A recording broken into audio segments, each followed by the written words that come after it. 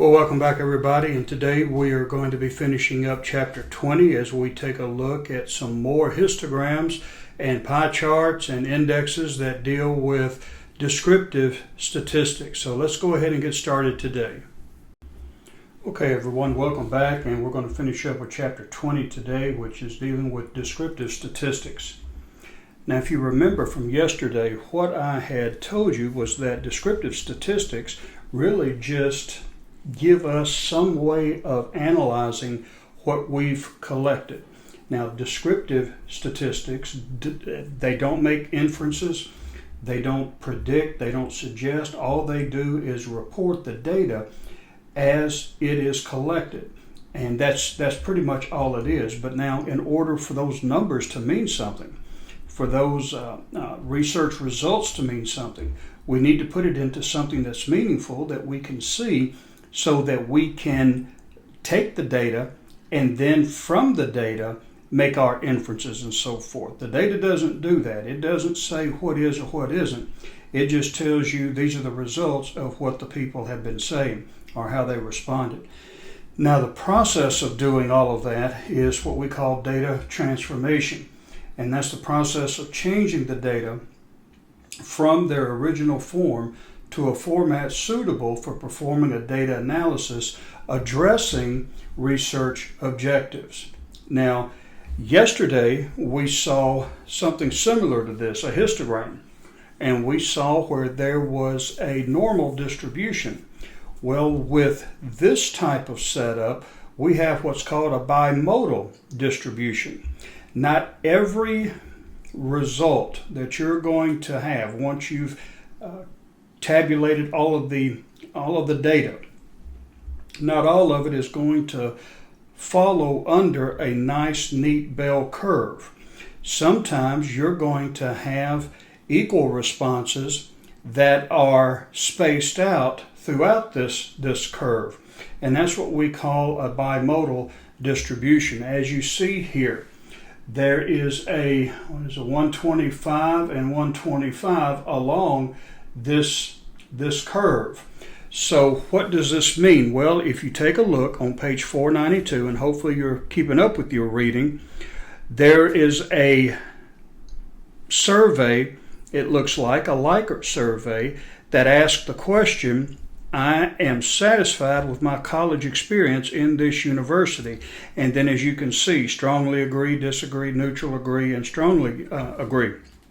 Now, below that, you see the people who responded and how they responded.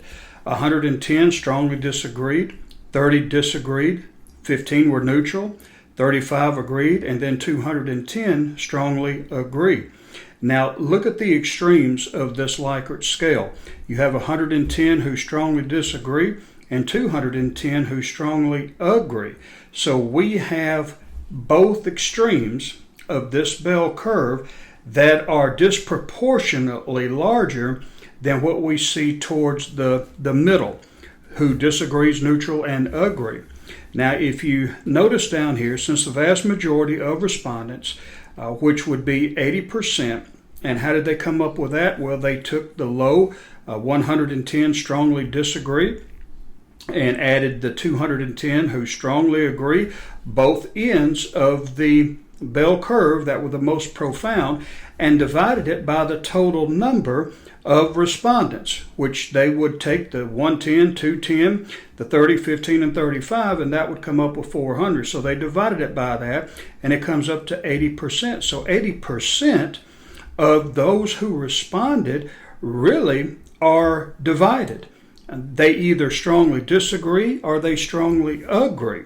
So how do you deal with all of this? Well, what you can do is you can take below the neutral, let's start with that, below the neutral. First of all, get rid of the neutral. That would be the mean at this point. You would have to get rid of that, and you're either looking for or against. Now, the against would include the disagree, which is 30, and the strongly disagree, which is the 110. And you see that here at the bottom of the paragraph, which would be 140. Then you would take, once you've removed the neutral, you would take the 35 agree and the 210 who strongly agree, and that's 245. So you would do away with the middleman, and then you would divide it out between those who are below the midpoint or the neutral and those who are above the neutral. And that would give you a better representation of what the data indicates. Now, there are problems with that. And as you see here in the book, we talk about what's called, let me get to it, the median split. Now, the median split deals with those responses that are very close. And if you take a look here, and they show you on page 493, or Exhibit 27, look at on the right-hand side of this exhibit, look at the responses. You had strongly disagree, 1, disagree, 2, slightly disagree, 3, slightly agree, 4, agree, 5, strongly agree, 6. Folks, those are all clumped together very closely. How can you come to a definitive conclusion, especially when you have broadened the response options from strongly disagree, disagree, to now strongly disagree, disagree, slightly disagree, and then slightly agree, and so forth. So you would have a problem in trying to tabulate all of this. And that's one of the issues. The median split means that you're dividing a data set into two categories by placing respondents below the median in one category and respondents above the median in another. Now, this approach is best applied only when the data do indeed exhibit bimodal characteristics, which you see in Exhibit 20.6. Take a look at how different the histogram is in 20.6 as opposed to 20.7. There is a profound difference in 20.6 than what you see in 20.7. In fact, when you see at the bottom of the histogram on 20.7, you see the median at 3.5, and look at how closely those other categories or those other responses are before it broadens out. So you have an inappropriate collapsing of these variables into categorical variables and ignores the information contained within the untransformed values and so forth. And this is what you see here. For instance, as you see, the median is 3.5. Well, within this range and this range, look at how many people responded. And you only have a small percentage on either end of the extreme. So here's where using the bimodal approach would probably be a problem, because they are too closely tied together with the responses that are given to be able to really come up with any definitive conclusion. I mean, slightly agree, slightly disagree. What would make that person respond slightly? It would be better, really, when we're talking about this, to put strongly agree, agree, strongly disagree, disagree. But this is how they have this represented. So be careful when you're using these types of histograms and trying to fit in with this a bimodal approach to responses that may require different types of analysis. Now, index numbers, we talked a little bit in the past about indexes, and indexes take several variables, clump them together, and they come up with some type of coherent variable. Now, these are scores or observations recalibrated to indicate how they relate to a base number. And as you see on page 494, turn your page there, you see an example here of weekly television viewing statistics, and they're shown as being grouped by household size. The index number can be computed for their observations in the following manner. So here you have a base number, and the base number is 552, and 36, which is 52 hours, 36 minutes. And that's the average household viewing time in America. But now, that doesn't tell us much. It just tells us that 51 and 36 minutes is the average viewing time for American households. But what if I'm an elderly person, or what if I'm a single person, or what if I am a family member in a 4 or 5 person household? That doesn't tell me how much we observe. And when you're in marketing, you need to know these things, because you'll need to know how much time an elderly person watches television as opposed to a young person. If you're going to market your product, you want to make sure that the right person has a good chance of viewing your commercial. So viewing time is important. And you see here the different indexes. You take a one-person household, and it's decided that 41 hours and 1 minute is the average time that a person would watch in a one-person household. You divide that by the total average, or the base number, and that equals to this number times 100, which is usually the number that you multiply by in most all statistics, and that's equal to 78.32. That means 78 hours and 32 minutes. 41.01 is the average. 78.32% of the people in one household homes are looking at it, as opposed to the 100% who are looking at 52.36. Now let me explain that in a different way, because I know I've probably confused you. The average is 52.36. Now if you take a look at the total U.S. average, you divide that by 52.36, or 52 hours and 36 minutes. Now that average comes out to 100. So when we go by the same calculation up here with one person household, we look at 41 minutes and 1 second divided by, again, that base number, and the total comes up to 78.32. That means out of the 100%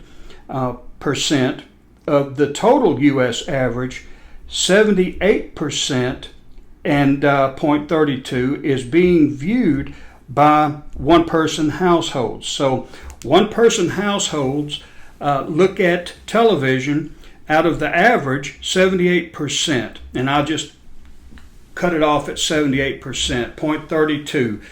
But that's the number of people, or percentage of one-person household people, who are watching the national average, which is 52 hours and 36 minutes.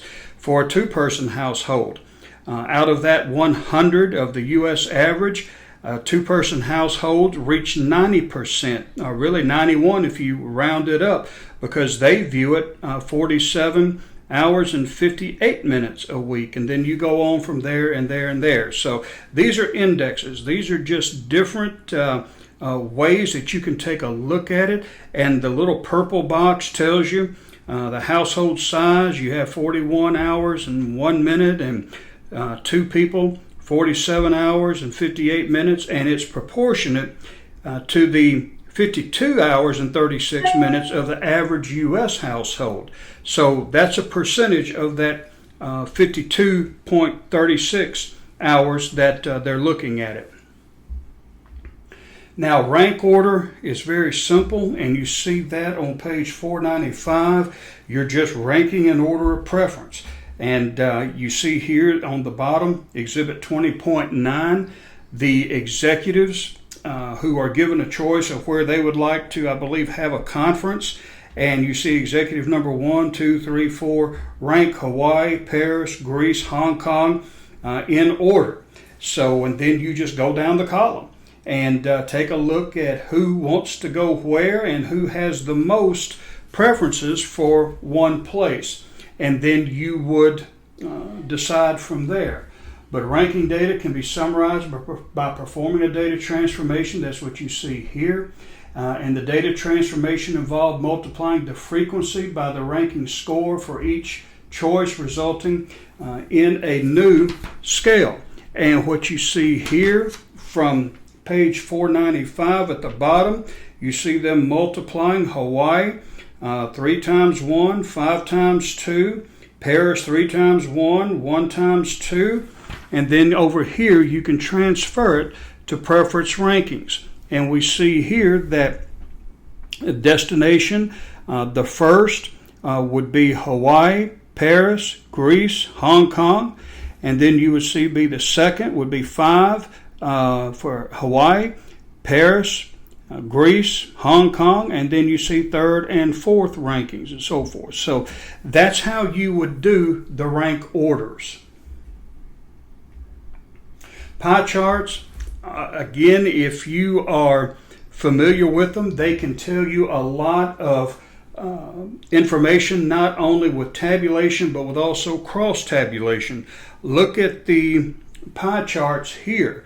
You have beverage preference, you have other, beer, spirits, wine, and you can tell this is not a Christian textbook because of the way that they do the exhibits. But as you see here in 1992, this was the population. In 2005, this is how it's changed, 2008, and you can also see this exhibit is dated. But you see how data have changed over the years. But the pie chart will probably be one of the most popular means of data transformation that you will use. They're very simple. In fact, I've done them on Excel spreadsheets, I've done them on Word, and I've done them on Access, I believe, if I remember correctly. They're not hard to do. You pick out today the type of pie chart you want and the histogram that you want, as a matter of fact, and just plug in data and hit enter, and you have it ready-made for you. It's not like it used to be with the pen and the paper and the ruler and all of that. Today, it's almost really error-proof. As you go through, just plug in the numbers and let the computer do the work for you. And speaking of the computer, there are computer programs that help you do analysis. You have statistical packages, spreadsheets. Excel is a good option. You have SAS, SPSS, Minitab, and on page 497, your textbook talks about these resources, and I want you to visit these resources for your interactive forum for today. I want you to take a look at them, browse them, and tell me what you think about them. Is this something that you could use, or is it something that you think would be too complex for you to be able to use? Now, when I was in school and we had to do statistics, we couldn't use any of this stuff. It was just coming out, for one thing, but we were really having to do it by calculator and pen and paper. It was very cumbersome. It was very, really antiquated even when I was in school. And the professor was afraid that one day we may not have computer technology, and if we lost our calculators and computers, where would we be? So I guess there's something to say for being able to do it the old-fashioned way. But today, all of this information can be done through computers. Now today, as we close out this chapter, we're going to talk about interpretation, and that's the process of drawing inferences from the analysis. Now, inferences drawn from interpretations lead to managerial implications and decisions. And from a management perspective, the qualitative meaning of the data and their managerial implications are an important aspect of the interpretations. So here's what you do as the researcher. Your job is to accumulate data. You are to tabulate the data. You are to transform the data into something that everybody can read and understand. And you can, from the data, offer your advice if it's asked for. But really what happens from a managerial standpoint and an executive standpoint is they take all of these data and they make decisions from that. That's why we have to know how to do what we're called upon to do when it comes to research and analytics. We don't have the luxury of being able oftentimes to really just pawn it off or use a vendor for this type of stuff, especially if your company is not big enough to retain those types of people. You have to know how to do it yourself. And the more you become familiar with it, the more you become familiar with the technology, the better off you're going to be and the better an asset you're going to be to the company. Well, today we saw how data can be represented through histograms, especially when data are divided, and we use the bimodal approach. We also took a look at pie charts and indexes and how these types of descriptive statistics can help us to better interpret data once we have it all transferred and transformed into those formats. Well, that's all we have for this week. Next week we'll be looking at chapter 21 and following. Tomorrow we're going to have again some material on innovations. So until then, have a good day and God bless you.